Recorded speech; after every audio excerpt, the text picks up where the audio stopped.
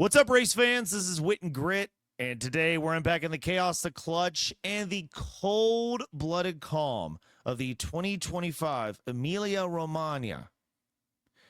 If my voice sounds familiar, it might be from the Lights Out F1 feature, that quick hit rundown we air weekdays on Sports Radio WPLY and WPLI. That's where we get you curious. Wit and Grit podcast, well, this is where we get into it. What happened, why it mattered, and who looked like they had no idea what they were doing out there. If you're new, welcome to Effing Around with F1, where we're all figuring this out together. No snobbery, no gatekeeping, just gas, guts, and good takes. Let's talk Emilia-Romagna.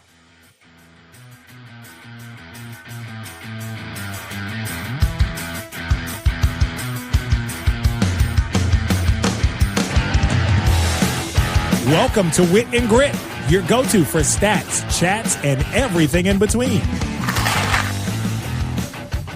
The Wit and Grit podcast.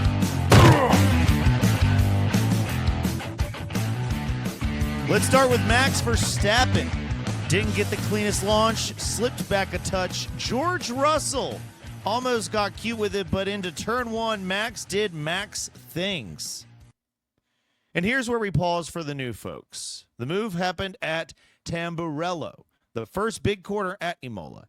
It used to be a flat-out monster, but after Ayrton Senna's death in '94, they reworked it into a chicane, a tight left-right combo to force drivers to slow down. Still tight, still risky, still a place for heroes.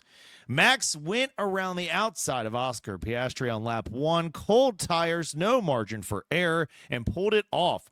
Right then and there, the race was his. 10 laps in, he was over a second and a half ahead, and once the virtual safety car came out mid-race, Max boxed at the perfect time, came out with a 20-second lead, and cruised.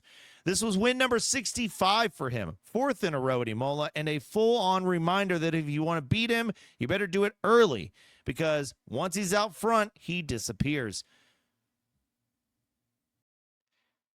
McLaren had both cars on the podium. That sounds great, right? Lando Norris in second, Piastri in third. But scratch the surface and there's some stuff to unpack. Piastri started on pole, his third of the season, but McLaren boxed him early. He ended up buried in traffic on the narrow streets of Imola. Their overtaking is tough unless you're bold or lucky. Meanwhile, Norris ran longer, passed George Russell clean, and was closing in on Max. Then Kimi Antonelli had a car issue on lap 46 and pulled over, triggering a full safety car. That bunched up the entire field. Here's the thing. Piastri was on old tires. Norris, fresh rubber. But McLaren did not call team orders. No swap, just let them race. Norris finally passed Piastri for second, but by then Verstappen was 5 seconds up the road.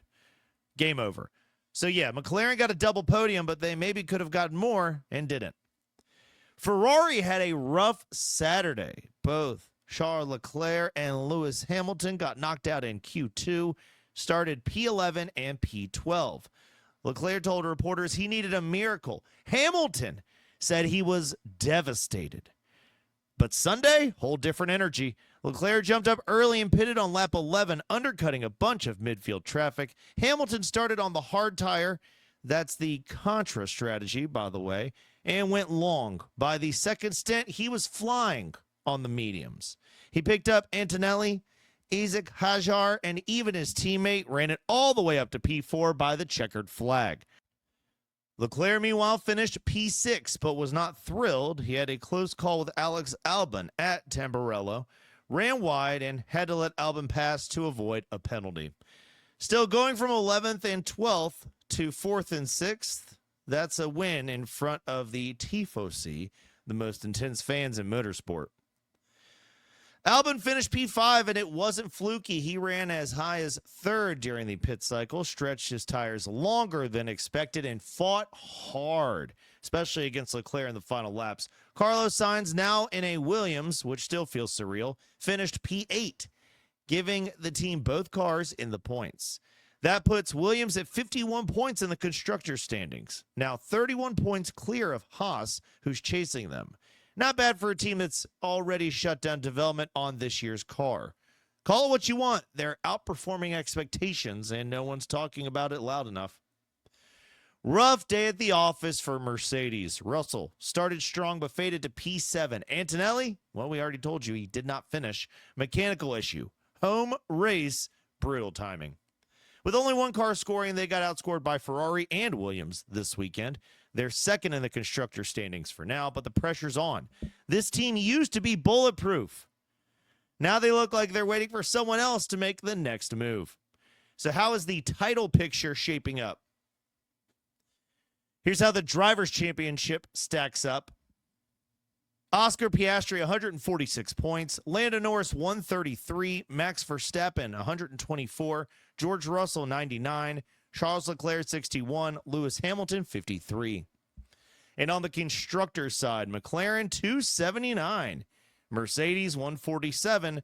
Red Bull, 131. Ferrari, 114. Williams, 51.